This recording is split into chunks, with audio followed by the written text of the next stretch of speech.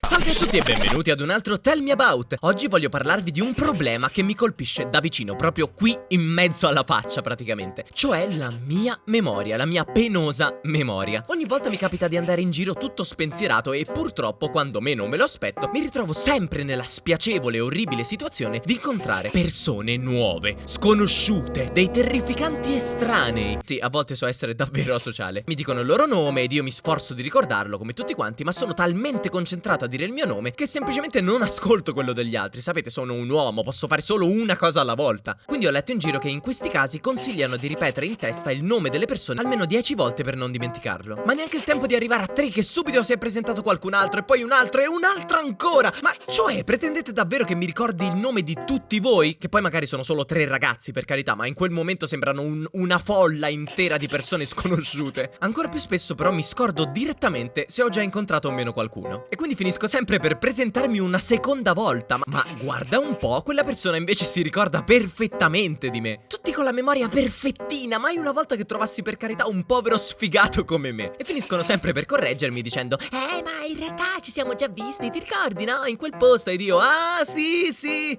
mi ricordo. E non è mai vero. O peggio ancora quando incontro in lontananza qualcuno che ho il dubbio di avere già visto. Magari, che ne so, perché ha un viso familiare. E allora gli sguardi si incrociano, inizi a sudare, vedi la tua vita da bravo ragazzo andare in frantumi. Sei in un limbo tra l'essere scortese e il fare una figura barbina. Poi prendi coraggio e dici: ehi ciao, alzando la tua manina. E nel 100% dei casi quello era un totale sconosciuto. Ed è inutile far finta di star salutando un amico invisibile proprio dietro di lui. Ormai il danno è fatto. Poi magari quel tizio non ha neanche notato che lo hai salutato, ma tu sai di averlo fatto. E questo basta per sprofondare e sotterrare nella vergogna. Ovviamente poi la mia memoria non è mai fine a se stessa, ma è sempre anche legata al mio senso dell'orientamento. Quindi non chiedetemi mai di portarvi da qualche parte. A malapena ricordo lo scomparto dove tengo le posate. Figuriamoci la strada per andare, che ne so, a casa di un amico, per andare al cinema o in un ristorante. Meno male che in questi casi c'è il buon vecchio navigatore, che però non ricordo mai dove metto. L'unico posto di cui ricordo perfettamente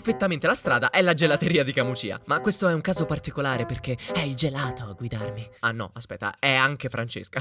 Per non parlare di quando inizio a fondere i ricordi sostituendo determinate persone con altre. E questo è davvero imbarazzante. Soprattutto quando racconti alla tua ragazza una situazione divertente in cui c'era anche lei e poi ti senti rispondere: ma in realtà io non mi ricordo nulla di simile. Certo che no, perché in quella situazione eri con la tua ex, non con lei. Poi vabbè, ci sono quelle classiche cose che ti fanno dubitare della tua sanità mentale, tipo, che ne so, mangiare lo yogurt e poi gettare il cucchiaio nel cestino e il contenitore di plastica nel lavandino, che tipo sarà capitato a tutti quanti. Cose del tipo che se qualcuno non me l'avesse fatto notare ora starei usando un contenitore di plastica lavato per mangiare un altro yogurt. Poi magari cerco gli occhiali per ore quando in realtà li sto usando. Cioè manco a dire che ce li ho nascosti da qualche parte in testa, dentro i capelli, no, li sto proprio usando. Oppure andare in bagno, in cucina, in generale qualsiasi posto, per poi all'improvviso stopparmi di colpo nel mezzo della stanza, guardarmi intorno con smarrimento e domandarmi: cosa diavolo sono venuto a fare qui? Spero che tutte queste cose non mi succedano mai in situazioni veramente importanti. Tipo mentre vado ad un colloquio di lavoro e la ragazza alla reception mi dice: prego, si accomodi pure, la riceveremo tra poco. Ed io: ma certo, grazie, ma tra me e me penso: ma ricevere cosa? Ma che ci sto facendo qui? Dove sono? E torno a casa fischiettando. Oppure durante quello che sembrerebbe essere un importante evento, dove mi presento ad una ragazza che, non so, vorrei conoscere perché mi sembra abbastanza carina, del tipo: ehi ciao bella, che cosa fai stasera? E lei mi risponde: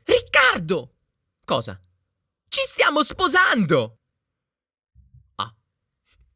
E a voi sono mai capitate cose simili? Soffrite anche voi di quello che sembrerebbe essere una specie di Alzheimer precoce? Mi auguro di sì, così un giorno ci ritroveremo tutti quanti insieme a confortarci. Il guaio è che nessuno di noi si ricorderà il motivo dell'incontro. Nel frattempo mettete un bel mi piace se il video vi è piaciuto e lasciate un commento con la vostra esperienza. E mi raccomando, non dimenticate di condividere questo video, perché se dimenticate, allora anche voi siete come me. Allora ci vediamo presto. Ciao ciao.